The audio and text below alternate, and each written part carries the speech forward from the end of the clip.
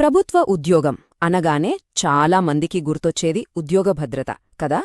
కాని కేవలం భద్రతే కాదు, దేశ భవిష్యత్తును తీర్చిదిద్దే ఒక ప్రతిష్ఠాత్మకమైన పాత్ర కూడా కావాలనుకుంటే అప్పుడు ప్రభుత్వ స్టాటిస్టీషియన్ కెరియర్ ఒక అద్భుతమైన ఎంపిక.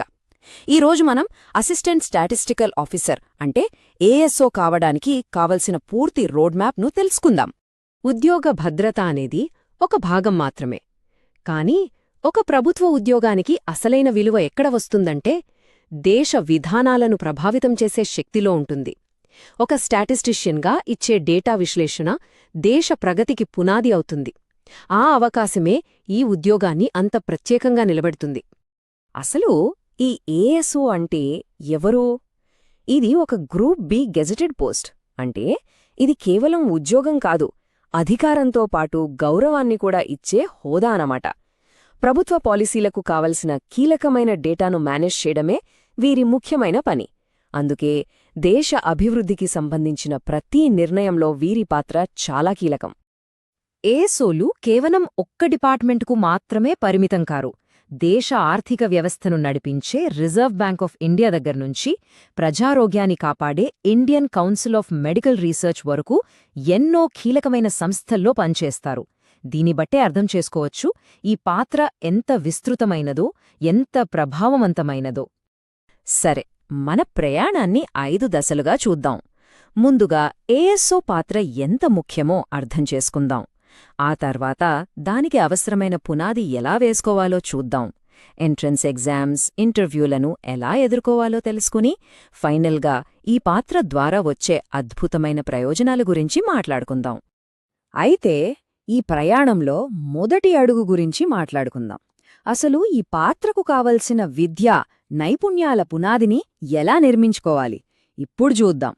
ఈ ఉద్యోగానికి అర్హత సాధించాలంటే ఎడ్యుకేషన్ పాత్ చాలా క్లియర్గా ఉంటుంది. సైన్స్ విభాగంలో ఇంటర్మీడియట్ పూర్తి చేసి ఆ తర్వాత సంబంధిత ఫీల్డ్లో బ్యాచులర్ డిగ్రీ సంపాదించాలి.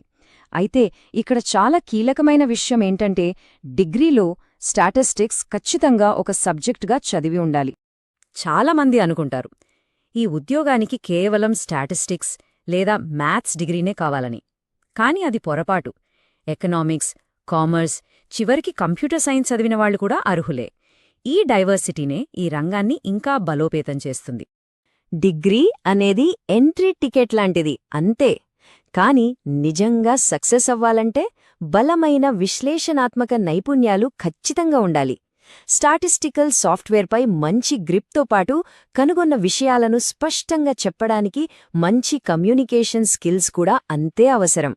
సరే, మన పునాది సిద్ధమైంది. ఆ తర్వాత ఎదురయ్యే అతిపెద్ద సవాలు ఎంట్రన్స్ ఎగ్జామ్. ఈ పోటీ పరీక్షలే కెరియర్కు అసలైన గేట్వేస్ అన్నమాట. వీటిని ఎలా గెలవాలో ఇప్పుడు చూద్దాం.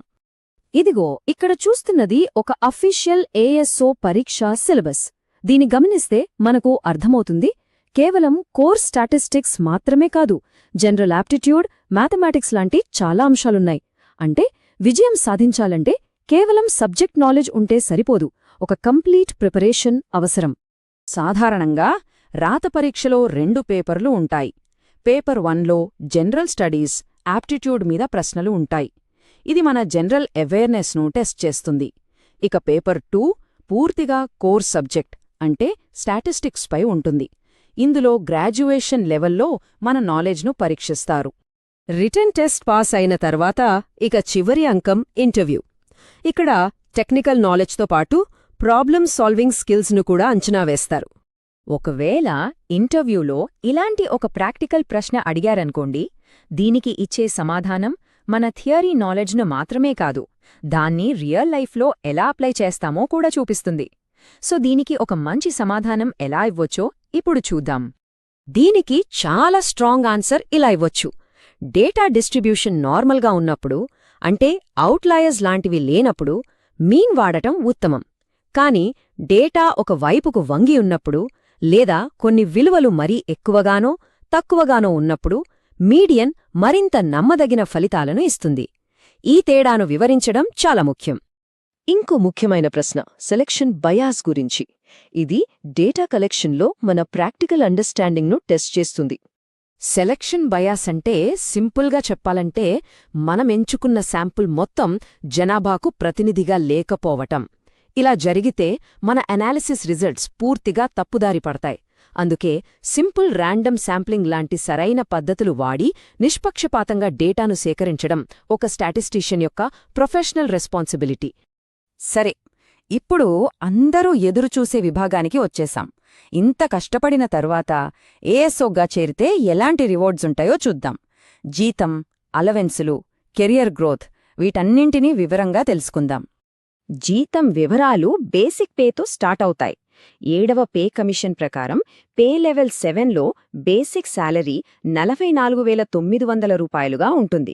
కాని ఆగండి, అసలు జీతం ఇంతకంటే చాలా ఎక్కువ. అవును, అసలు జీతం అంటే బేసిక్ పే మాత్రమే కాదు.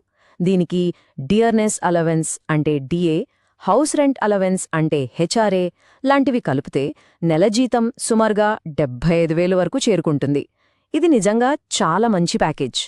నేషనల్ పెన్షన్ సిస్టమ్ లాంటి కొన్ని కంపల్సరీ డిడక్షన్స్ తర్వాత ఒక కొత్త ఏఎస్ఓ చేతికి అందే నెలవారీ జీతం దాదాపు 66,000 రూపాయల నుంచి 68,000 రూపాయల మధ్య ఉంటుంది. జీతం ఒకటే కాదు, ఈ ఉద్యోగంతో పాటు ఎన్నో ప్రయోజనాలు కూడా వస్తాయి. ద్రవ్యోల్బణాన్ని ఎదుర్కోవడానికి డిఏ, ఇంటి అద్దె కోసం హెచ్ఆర్ఏ, మెడికల్ ఫెసిలిటీస్, హాలిడేస్లో ప్రయాణించడానికి ఎల్టీసీ, అన్నిటికంటే ముఖ్యంగా సాటిలేని జాబ్ సెక్యూరిటీ లభిస్తుంది. ఏసోగా ప్రయాణం స్టార్టవుతుంది. కాని ఇది ఆరంభం మాత్రమే. మంచి టాలెంట్, హార్డ్ వర్క్ ఉంటే స్టాటిస్టికల్ ఆఫీసర్, సీనియర్ ఆఫీసర్ నుంచి డెప్యూటీ డైరెక్టర్ లెవెల్ వరకు కూడా ఎదగొచ్చు. అంటే కెరియర్ గ్రోత్కు అద్భుతమైన అవకాశాలున్నాయి. ఈ ఒక్క వాక్యం ఈ పాత్ర యొక్క సారాంశాన్ని చెబుతుంది. ఒక స్టాటిస్టీషియన్ ఇచ్చే డేటా కేవలం అంకెలు కాదు, అది దేశ భవిష్యత్తును తీర్చిదిద్దే పాలసీలకు పునాది. అందుకే ఇది కేవలం ఉద్యోగం కాదు, దేశ నిర్మాణంలో భాగస్వామ్యం.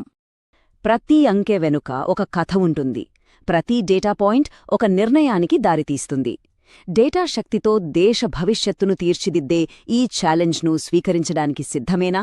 ఇది తెలివికి సవాలు విసురుతూ దేశ సేవకు అవకాశం కల్పించే ఒక అద్భుతమైన